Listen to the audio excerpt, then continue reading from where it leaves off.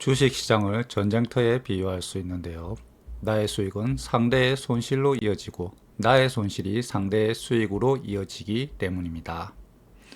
시장에서 주가를 움직이는 주체를 세력이라고 하는데요.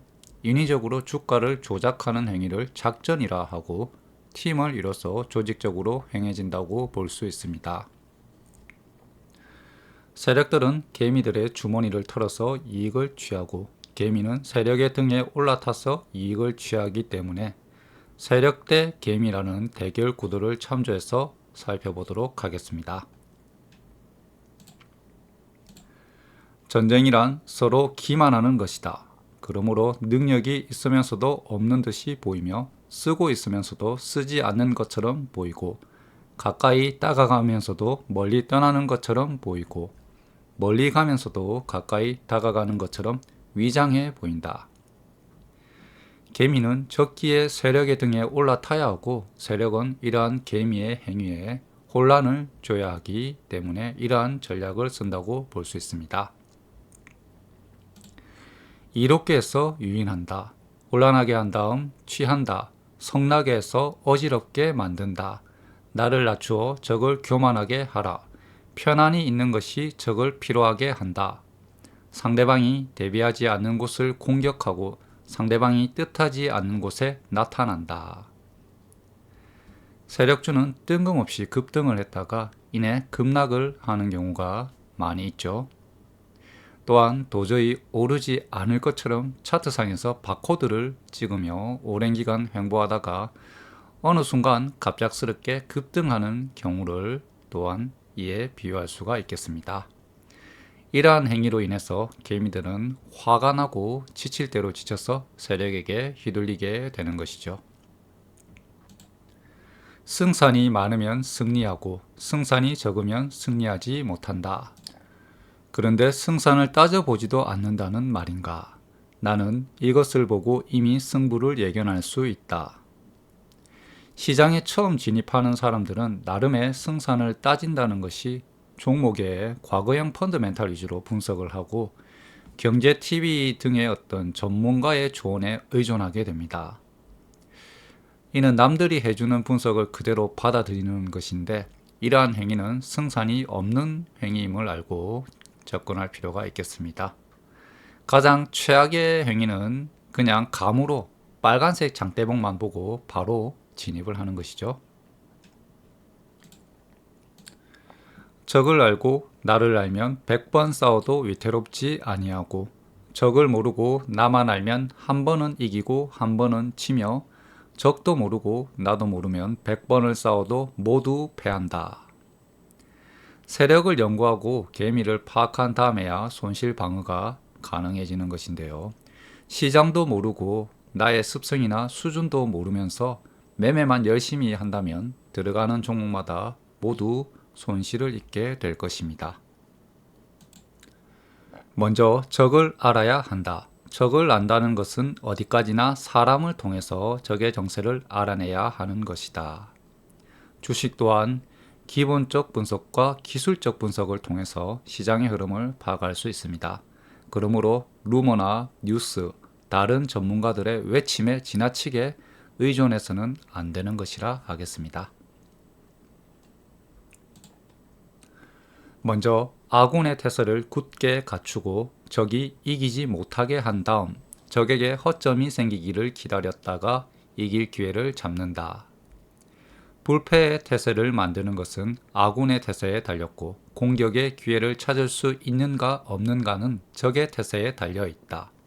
그래서 말하기를 승리는 예견할 수 있어도 반드시 승리할 수 있다고 말하기는 어렵다고 한다.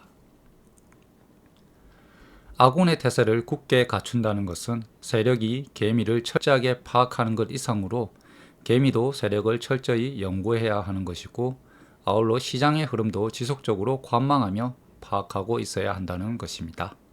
여기에 자신의 분석력과 경험치 그리고 원칙을 더해서 방비 태세를 구축하는 것이라고 할 수 있는데요. 이렇게 한 다음에야 시장이 수익을 줄 때 돈을 벌 수 있는 것입니다. 또한 제 아무리 실력이 좋아도 시장이 수익을 주지 않는 상황일 때는 돈을 벌 수가 없다고 할 수 있습니다. 그래서 들어가는 종목마다 모두 수익을 내려고 욕심을 부리지 않는 지혜가 필요하다고 할 수 있겠네요. 세차게 흐르는 물이 큰 돌과 바위를 떠내려가게 하는 것은 새가 있기 때문이다. 맹금이 먹이를 일격에 낚아채는 것은 순간적인 순발력 때문이다. 그러므로 전쟁을 잘 하는 자는 격한 새를 타고 순간적인 순발력을 잘 발휘하는 데 있다. 이를 활에 비유한다면 활을 당긴 탄력이 새이고 쏜 순간의 화살의 속력이 순발력이다. 대세 상승이나 대세 하락과 같은 큰 흐름을 우선 파악해야 하고 빠른 움직임에는 또한 기민하게 대응하는 것이 필요하다고 할 수 있습니다. 주가가 임계점에 다다른 다음에는 다른 움직임을 보이게 되는데 이러한 흐름을 파악한 다음 즉각적으로 대응하는 것의 중요성에 비유할 수 있겠습니다. 적이 공격하지 않을 것을 믿지 말고 오직 나의 방비 태세를 믿으라. 전력을 집중해서 적의 동태를 살펴서 움직여야 승리할 수 있다. 반대로 적을 깔보고 쉽게 생각하는 자는 반드시 적에게 사로잡히고 만다. 그러므로 명령은 법령대로 하고 통제하는 데는 군율로서 하는데 반드시 이와 같은 원칙대로 해야 한다.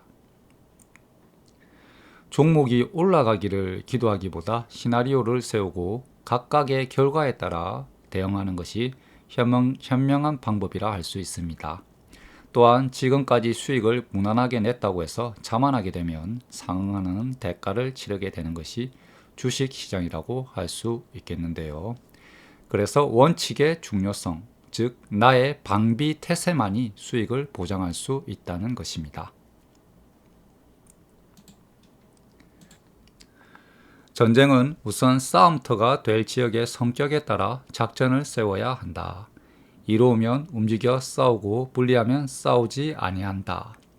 이익이 없으면 움직이지 아니하고 득이 없으면 싸우지 아니하고 위태로운 전쟁은 하지 않는다.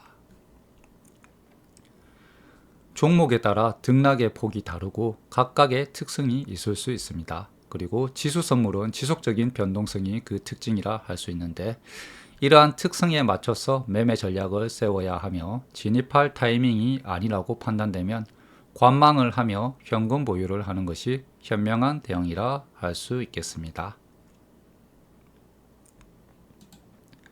적의 동향에 따라 작전 계획을 수정해 나간다.